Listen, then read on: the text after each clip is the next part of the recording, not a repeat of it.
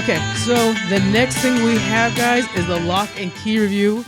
Unfortunately, it's me reading it as well, so it's more of my voice. I like when you guys kind of break in. We were going to do the Tim in between, but I forgot about that.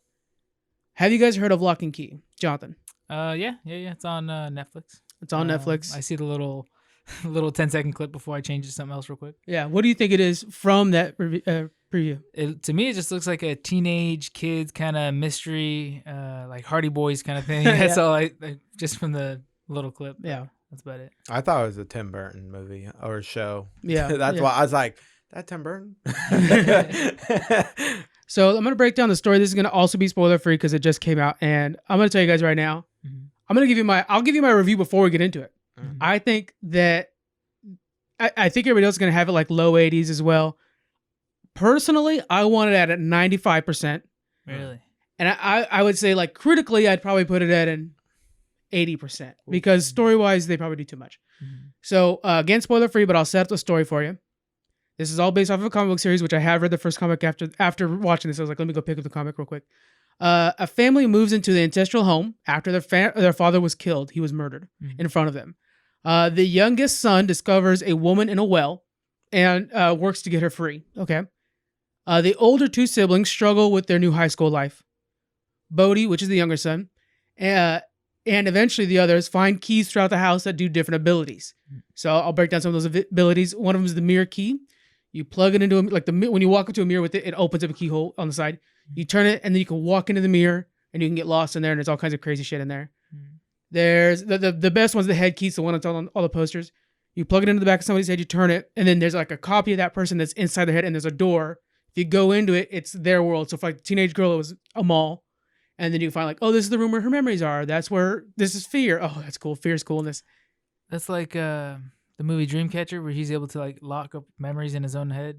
Yeah. It's been a while since I've seen Dreamcatcher. Yeah. You can explore your own mind or somebody else's It's like mind. if you had a door to Inside Out. Kind of like that too. I gotcha. Yeah. But it's in the person's head, right? Yeah. Memories. Yeah. Yeah, they're like for the girl or whatever, it was like this like bright store that had like a candy store. So each candy was a new memory or something like that. Oh, Inside Out. Okay, no, I was like the Upside Down. Wrong one. There is kind of an upside down thing to this. You get a real Stranger Things vibe to the show. Yeah. And so anyway, so they're finding these keys and different abilities.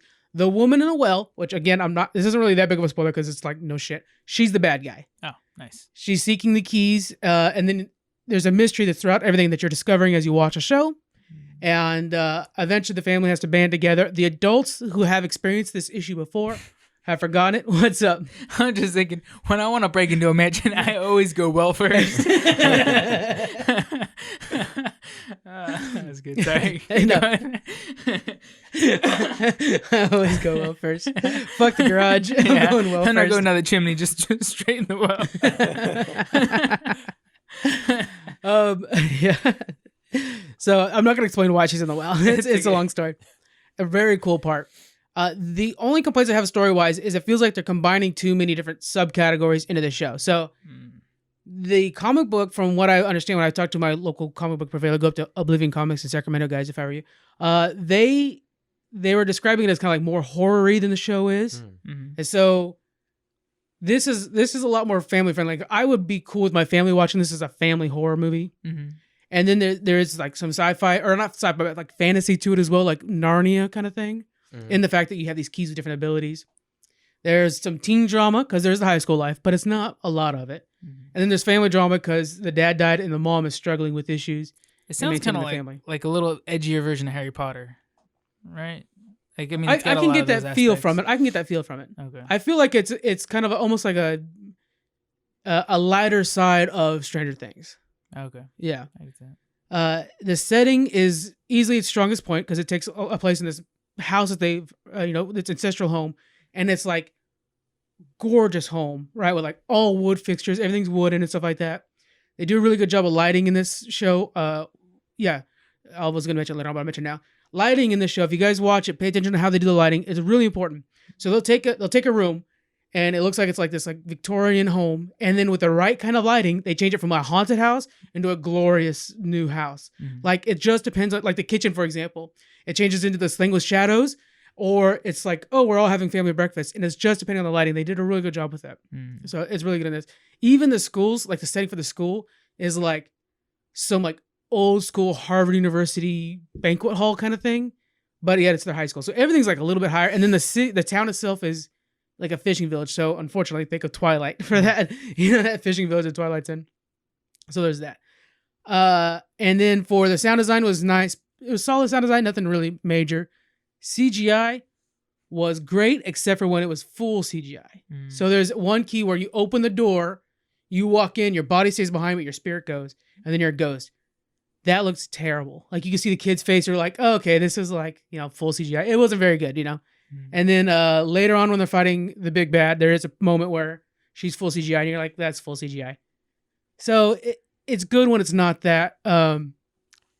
But I mean, again, the lighting, I forgot about this part. So like Bodhi has this like fake lightsaber with multiple colors. It's a rainbow. You see it in all the trailers. And the way the lighting works, that it's such a stupid little toy, but because the lighting is so important that it actually becomes like more powerful watching him run around with this thing and like what it can represent. Like he's like the pinnacle of light in this like really shadowy spot of the show. So it's really cool. The pacing's very good. And the fact that like every 2 to 3 episodes is kind of like a problem that's arising that they take care of, then go to the next problem. But it's all still one big story. It's really good.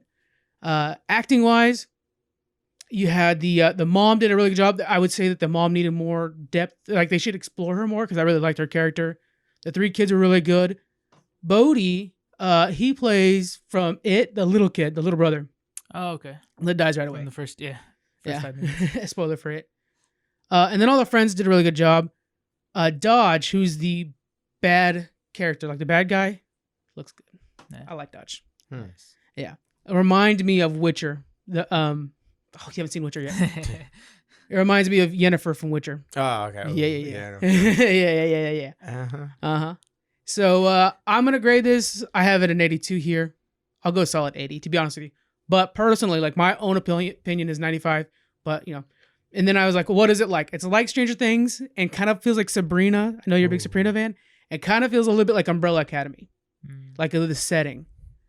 But yeah, so really good show, guys. Check it out. It's on Netflix. Let me know how it is. Hit us up on Twitter and stuff like that, Instagram, and what you guys thought the show was like. I thought it was really, really good. I'll probably tweak on it this weekend. I think it's tailor made for you, man. Really? Oh, for sure. I actually, like, while I was watching, I was like, Dana's gonna like this shit. Yeah.